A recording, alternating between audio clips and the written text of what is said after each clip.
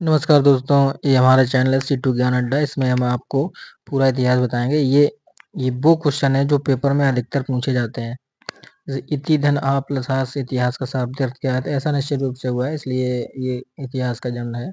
इतिहास के पिता को किसे कहते हैं? हेरोडोटस को कहते हैं।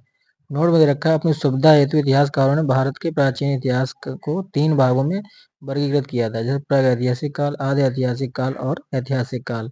3 हिस्सों में बांट दिया था। उस कालखंड को क्या कहते हैं जो मानव सभ्यता से कोसों दूर था? तो उसको प्रागैतिहासिक काल कहते हैं।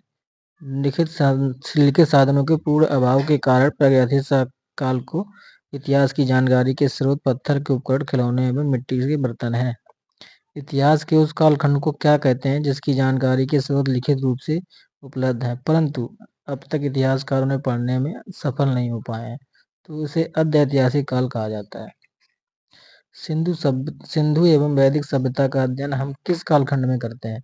तो ये अर्ध ऐतिहासिक काल के में है।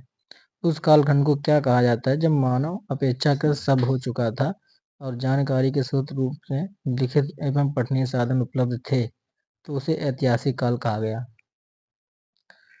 भारतीय इतिहास के संदर्भ में ऐतिहासिक कालखंड कब से प्रारंभ होता है? तो 6ठी शताब्दी ईसा पूर्व से प्राप्त होता है।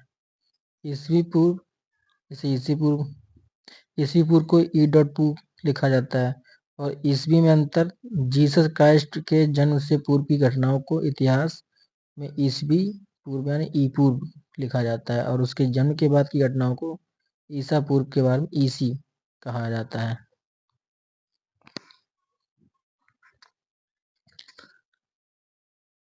डेनमार्क के विद्वान C.J. थॉमसन ने 1820 ईस्वी में कोपेनहेगन संग्रहालय की सामग्री के आधार पर मानव इतिहास को 3 वर्गों में विभाजित किया था: पुरापाषाण काल, मध्य पाषाण काल और नवपाषाण काल।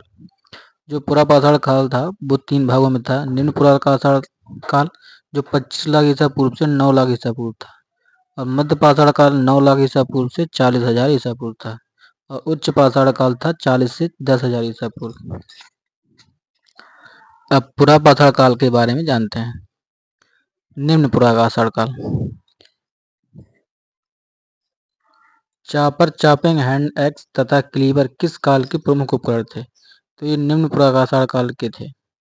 भारतीय प्रागैतिहास के जनक भूतवेदवा रॉबर्ट फ्रूट ने कहा से लैटराइट ग्रेबल निम्नलिखित प्रथम पुरापाषाण कालीन उपकरण प्राप्त किया था। तो ये तमिलनाडु के पल्लवम से ही किया था। शिवालिक पहाड़ियों में भारत के मानव विकास के अद्यतन साक्ष्य मिलते हैं। इन्हें क्या कहा जाता है? ये रामापिथेकस कहा जाता है। रामापिथेकस। जिस शिवालिक पहाड़ियों में भारत के मानव विकास के अधिकतम साक्ष्य मिलते हैं, तो शिवालिक पहाड़ियों में जो साक्ष्य मिले हैं मानव के, उन्हें रामापिथेकस कहा गया। भारत में पुरापाषाण युगीन मानव की पहली खोपड़ी मध्य प्रदेश के किस जिले में मिली थी? तो होशंगाबाद में मिली थी।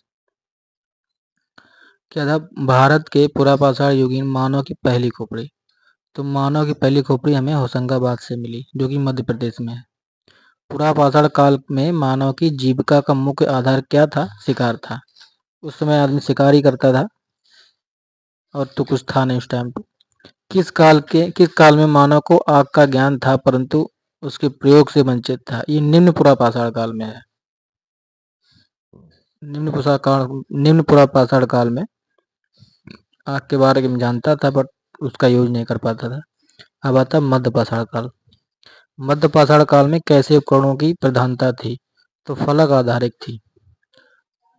फलक संस्कृति किस काल को कहते हैं? मध्य पुरापाषाण को कहते हैं। मध्य पुरापाषाण काल का प्रमुख मानव कौन था? निएंडरस्थल। दोस्तों, अगर चैनल को सब्सक्राइब नहीं किया है तो प्लीज़ सब्सक्राइब कर लीजिए। हम आपको इस तरीके के और वीडियो बनाते रहेंगे जिसमें आपको हम संपूर्ण इतिहास, जो पूरा इतिहास है वो हम इसी तरीके से पूरा पढ़ा देंगे आपको। और इसमें चुनिंदा क्वेश्चन है जो पेपर में आते हैं, बस वही क्वेश्चन आपके लिए हैं और कोई एक्स्ट्रा क्वेश्चन नहीं होगा। जो क्वेश्चन बहुत ज़रूरी इम्पोर्टेंट है और जो आता है बस वही क्वेश्चन इस वीडियो में आपको मिलेंगे। तो प्लीज़ चैनल को सब्सक्राइब एंड लाइक कर दीजिए। धन्यवाद।